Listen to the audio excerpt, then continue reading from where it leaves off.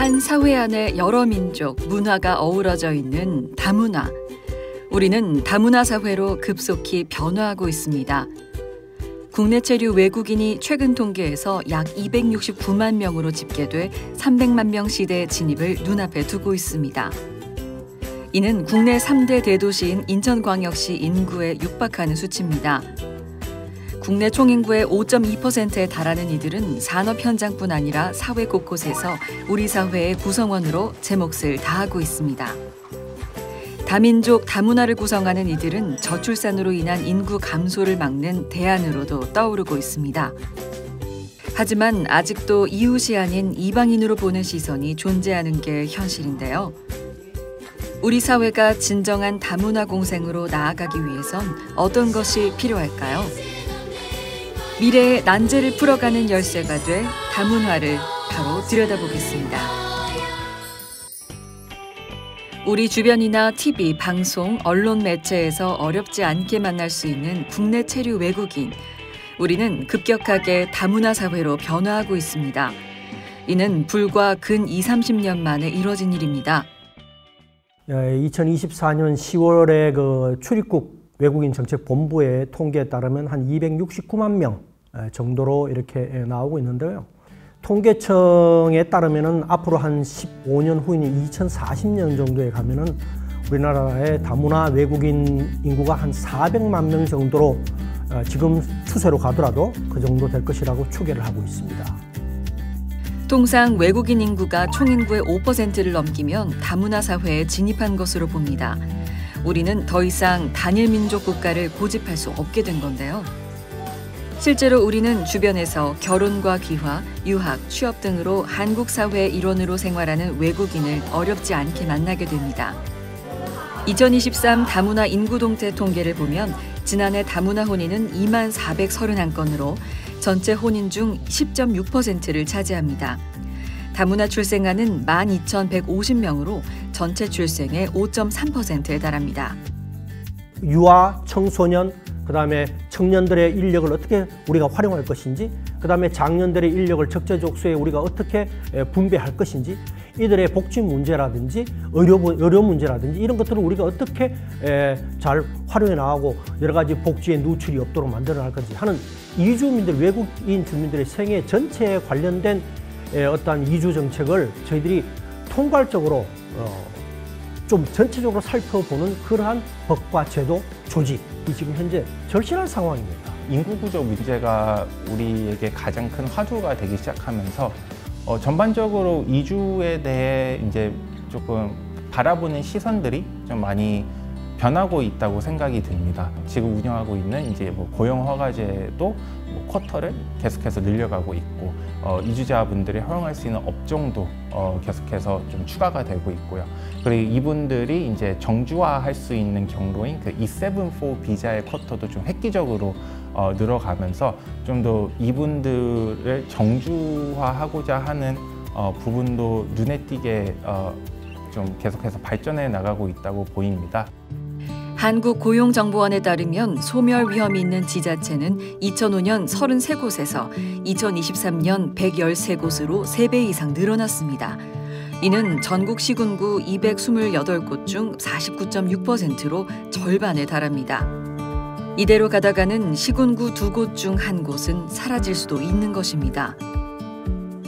국가 유지를 위해 인구 감소를 막는 방법으로 출산율을 높이는 방안과 더불어 외국인을 받아들이는 것도 병행돼야 하는 게 현실입니다. 다문화 시대는 우리 사회 곳곳을 크게 바꿔놓고 있습니다. 국내 이주 외국인은 제조업과 건설업, 농어업, 서비스업 등 내국인이 기피하는 업종에서 제 몫을 다해 산업 현장의 필수 인력으로 자리 잡았습니다.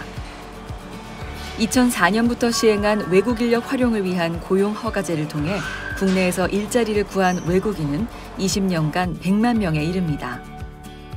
또 법무부와 지자체가 협력해 2015년부터 시행한 외국인 계절 근로자 프로그램을 통해 지난 한 해 동안 지자체에 46,647명이 배정됐습니다.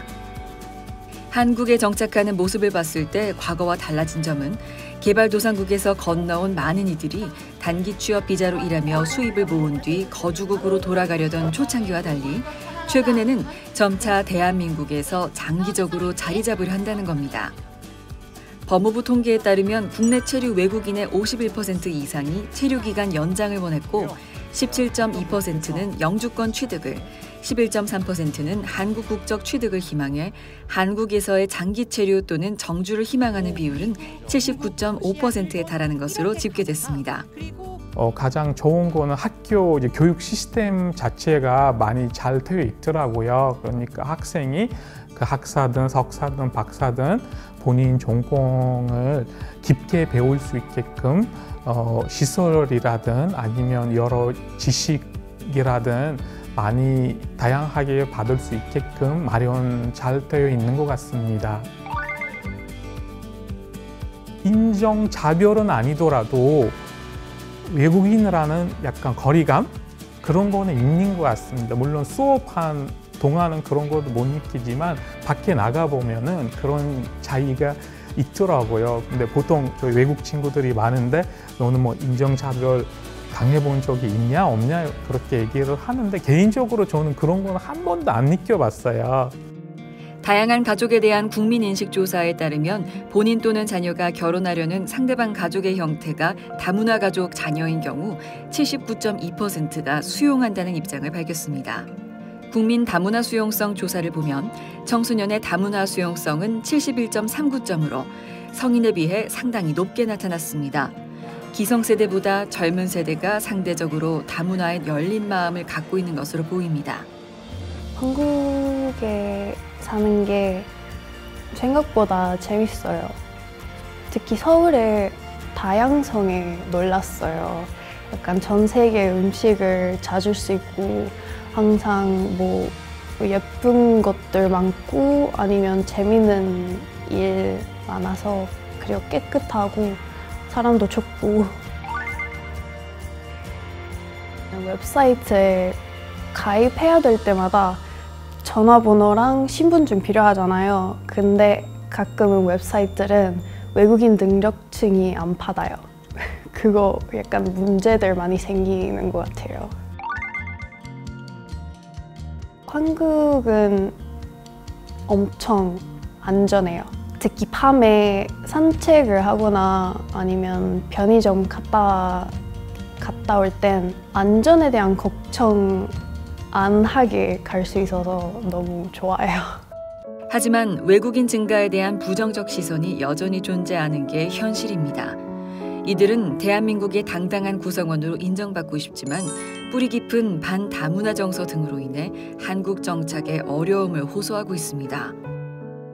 1년 전에 집 이사했거든요.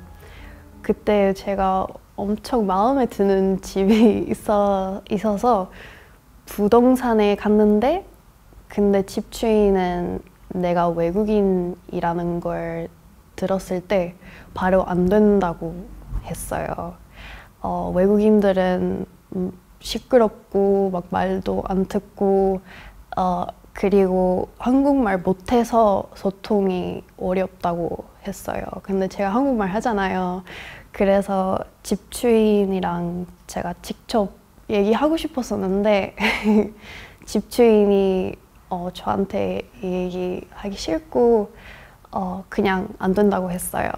그때 제가 조금 상처를 받았어요. 그래서 뭔가 그런 상황으로부터 외국인들을 보호할 수 있는 약간 차별 금지법이 있었으면 좋겠어요.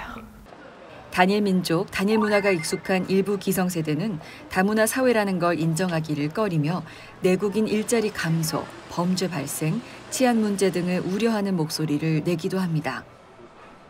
다문화 구별해서 지원하지 말고 어차피 다문화 때문에 지원하는 것도 있지만 실제는 보면 커트라인을 보면 다 경제적인 어려움이 있어서 지원해 준 거거든요. 단순히 다문화 때문에 무작정 해주지 않아요. 근데 그것 때문에 사람들 시선이 많이 사람들 다문화니까 지원받는 거네. 이게 오해들 많아요. 다문화인들 세금 맞는다. 아니에요. 똑같이 내요. 정책 만들 때 현장의 목소리 좀 많이 들으면서 많이 수용하면서 만들었으면 좋겠어요. 그래야 예산 낭비도 하지 않고 구미에 피, 땀 흐르는 세금이잖아요. 낭비하지 않고 많은 좋은 효과를 얻을 수 있고 현장에 있는 사람들도 만족도를 높일 수 있으니까. 이 밖에도 종교나 문화적 차이로 인한 갈등, 다문화 가정 자녀에 대한 차별과 이로 인한 부적응 등의 부작용이 거론되기도 합니다. 이처럼 다문화 사회로의 전환은 빛과 그림자라는 양면을 모두 갖고 있습니다. 포괄적 차별금지법의 필요성 이런 것들이 지금 현재 국회에서 계속 법이 나오고 있습니다만은 여러 가지 동성애 문제라든지 이런 것 때문에 법안이 통과되지 않고 있는데요.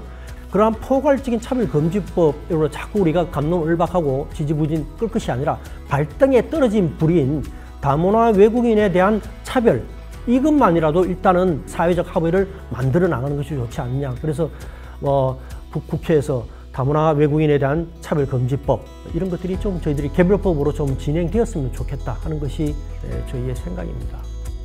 다문화 사회로의 변화를 먼저 경험한 선진국 중에선 독일과 프랑스 사례를 주목해 볼 만합니다. 프랑스는 식민 지배 시절부터 북아프리카 국가 등에서 이민자를 대거 받아들였습니다.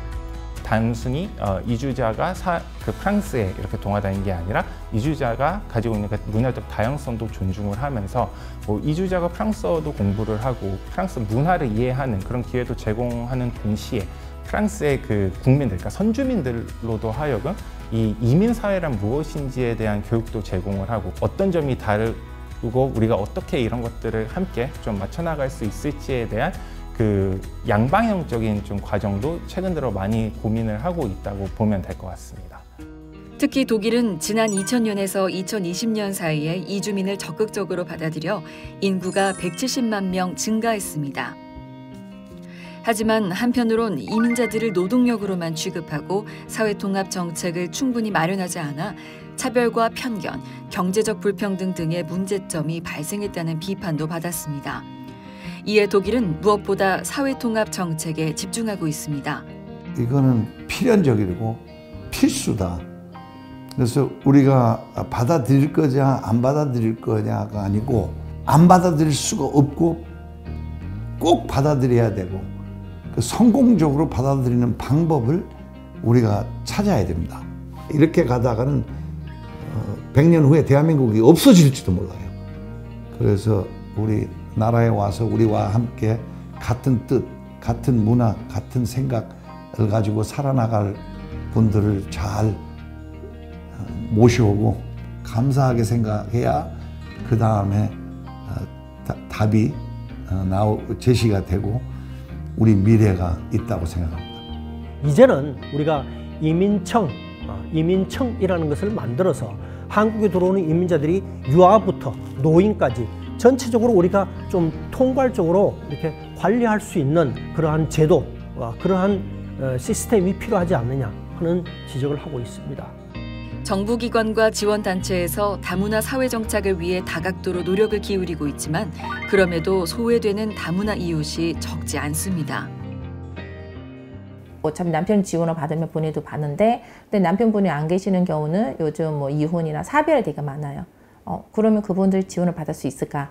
외국 국적인데 이게 더 문제고요. 다문화 정책도 생애 주기별 식으로 지원해주거나 아니면 정책을 만들었으면 좋겠다는 생각 들어요. 다문화 정책의 패러다임을 공급자가 아닌 수요자 중심으로 전환해야 한다는 주장도 있습니다. 각 지역 특성에 맞게 세심한 지원 정책을 해나가며 장기적으로는 이들의 한국 정착에 도움을 주고 나아가 각 구성원의 장점을 살려줌으로써 글로벌 인재로 키워나가야 할 것입니다. 우리의 공장을 돌리고 우리의 여러 가지 이 산업 현장을 운영하기 위해서는 외국 인력을 유입하는 것은 그건 필수다. 대한민국이 살아가기 위해서, 대한민국이 생존하기 위한 필수다. 그러나 이것을 우리들이 잘 인식을 못하는 경우가 많다. 특히 우리 다문화 외국인 정책 분야, 이 분야는 좀 정치적인 논리를 좀 떠나서 대한민국의 생존을 위한 정책으로 우리가 받아들여야 되지 않느냐고 생각합니다. 구분 너무 많이 안 했으면 좋겠어요. 다문화 가족, 무슨 가족, 애들이 어차피 회사 가면 다문화 직원하고 안 부르잖아요.